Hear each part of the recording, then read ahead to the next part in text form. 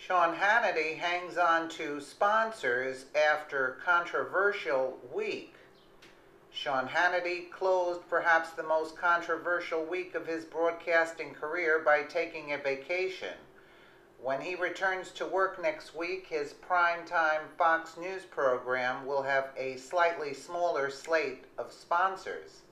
As of Friday, multiple companies have decided to yank ads from Hannity's program, including the mattress maker Casper and Cars.com.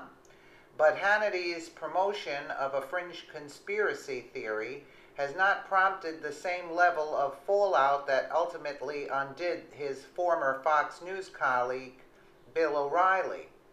O'Reilly saw a wave of advertisers flee his top-rated cable news program last month following a report revealing that 5 women had been paid settlements totaling $13 million after accusing him of sexual harassment or inappropriate behavior. Dozens of companies, including blue-chip brands such as Lexus, dropped ads from the O'Reilly factor in the wake of the report, which was published by the New York Times. O'Reilly was ousted within days. Hannity has been widely criticized for hyping the conspiracy theory surrounding the murder of former Democratic National Committee staffer Seth Rich. Earlier this week, FoxNews.com retracted a debunked story that allegedly Rich had been in contact with WikiLeaks prior to his death last July and suggested he was the person who leaked thousands of DNC emails during last year's election. Hannity continued to peddle the theory on his Twitter account after the retraction, but he later bowed to the pleas of Rich's family and said he will stop discussing the matter for now. Several of the same companies that abandoned O'Reilly have said publicly that they won't be pulling out of Hannity's show, with some characterizing the controversy as a free speech matter. Mercedes-Benz, the first company to withdraw from the O'Reilly factor last month, told the New York Times this week that it does not pull ads based on editorial content. Mercedes-Benz did not reply to CNN Money's request for comment. Lexus said in a statement that its advertising is distributed through a variety of outlets in the interest of sharing its product news and information with a diverse customer audience. In addition, we feel that the ability to express different viewpoints throughout editorial content is an integral part of having a free press, the company said. Hyundai, another automaker that abandoned O'Reilly's show, told BuzzFeed that it has monitored the sensitive storyline raised by Mr. Hannity and expect Fox News will use editorial discretion to ensure that all reporting is substantiated, but that it does not intend to change its advertising plans at this time. Jaguar, which also pulled its ads from O'Reilly, told CNN Money that there are no changes to our advertising plans related to this situation at this time. It appears that at least 5 companies have decided to leave Hannity's show. CNN Money confirmed that Cars.com has pulled its ads. The military financial services firm USAA said on Twitter this week that it did not intend to run spots on Hannity's show because advertising on opinion shows violates its policy. And BuzzFeed obtained a statement from Ring that says the doorbell company also pulled its sponsorship. Lisa Sleep announced on Twitter that it's no longer advertising on Sean Hannity, while another mattress company, Casper, told Fast Company that it has done the same. The cycling company, Peloton, also announced on Twitter this week that it had directed its media agency to cease advertising with Hannity, but that tweet has since been deleted. A spokesperson for the company did not respond to a request for comment. Unlike O'Reilly, who was called for boycotts at various times throughout his career, Hannity has expressed an aversion to the practice.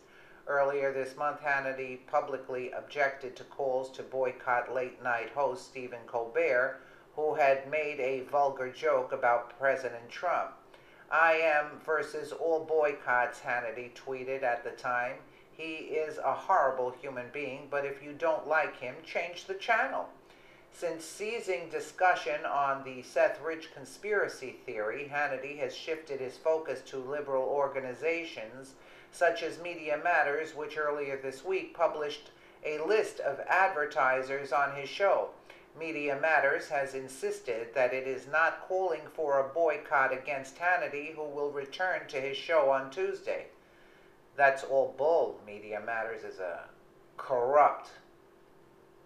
O'Reilly, meanwhile, has decreed the backlash that led to his ouster as a hit, and he has vowed to expose what he has described as the left-wing forces behind it.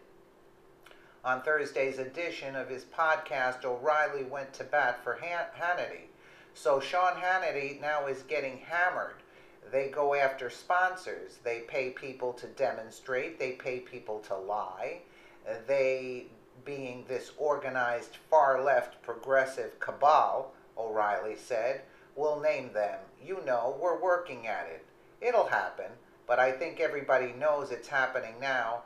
Certainly Hannity has said quite clearly that they're trying to destroy him, and he's right, they are. And it is disgraceful, but you know that because they're doing this, if there was no truth to the story, they'd be cracking up. They wouldn't be stopping it." Now let's take a listen. July 2016, DNC staffer Seth Rich fatally shot. The attack happened here early Sunday morning in the 5th District at the intersection of West Street and Flagler. 27-year-old Seth Rich, seen here in his LinkedIn profile picture, murdered as he walked in a neighborhood he called home in Northwest D.C. Seth just lives a couple blocks away from here, but this is where police found him, right over there, lying on the ground in the intersection. He was still alive, but he had multiple gunshot wounds to his back. Seth worked here at the headquarters of the DNC. He was the director of voter expansion since 2014. DNC chair Debbie Wasserman Schultz tells me another criminal. Our hearts are broken. Really? Seth was a dedicated, selfless public servant. Schultz is the henchman for to protect the Hillary. most sacred rights we share as Americans, the right to vote. This is the first murder in this neighborhood this year. Stephen Matthews, whose family has lived here for the past 60 years, tells me he can't remember the last time he heard gunshots. I heard 2 gunshots the other night. You know, I knew it was gunshots, but was it like bam bam or? It was in quick succession. Police just confirming 2 armed robberies occurred in the last few weeks in this same neighborhood. One of those robberies involved a gun, and now maybe a third that quickly turned violent in what most think is a quiet and safe neighborhood. So somebody getting murdered here is just really strange. Yeah, it kind of throws you back, makes you think a little bit, you know, makes you kind of watch over your shoulders, especially early in the morning.